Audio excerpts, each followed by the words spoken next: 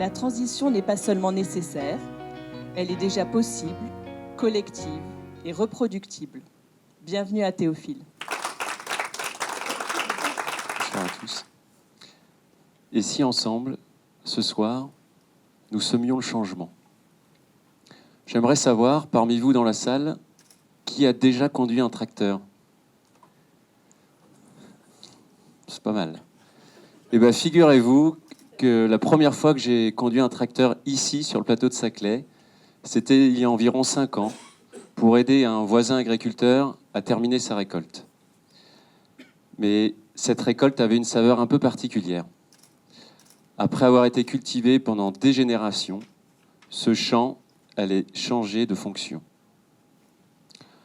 Parce qu'ailleurs, on avait décidé que ce sol aurait une autre valeur, plus urbaine, plus artificielle. C'est à ce moment-là que j'ai compris une chose, c'est que la transition, ce n'est pas une idée abstraite, c'est une succession de changements, une succession de choix, concrets, qui impactent notre futur. Le plateau de Saclay est connu, reconnu pour ses technologies, ses laboratoires, ses chercheurs, ses universités. Mais avant d'être un cluster, c'est aussi l'une des terres les plus fertiles de France.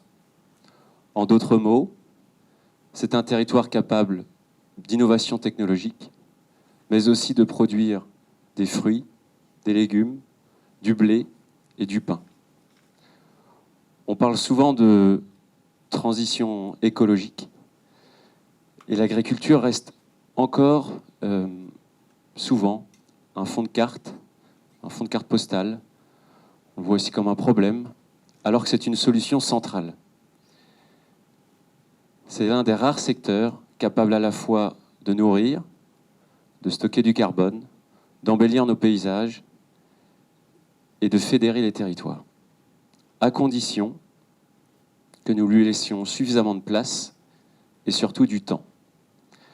Sur le plateau de Saclay, grâce à l'initiative d'un collectif d'agriculteurs, il y a quelques années, des chercheurs, des habitants, des collectivités, des entreprises ont fait un choix assez simple, mais exigeant, se parler.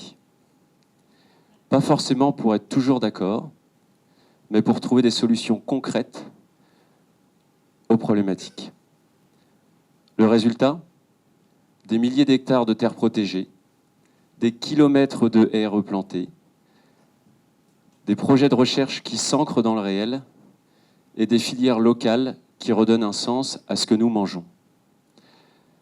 Cette démarche unique montre que la transition agricole, ce n'est pas forcément et simplement produire mieux, c'est aussi recréer du lien, faire territoire pour préparer l'avenir.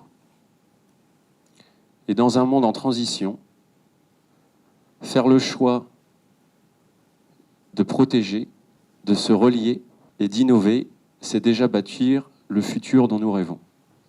Alors, ensemble, semons le changement. Je vous remercie.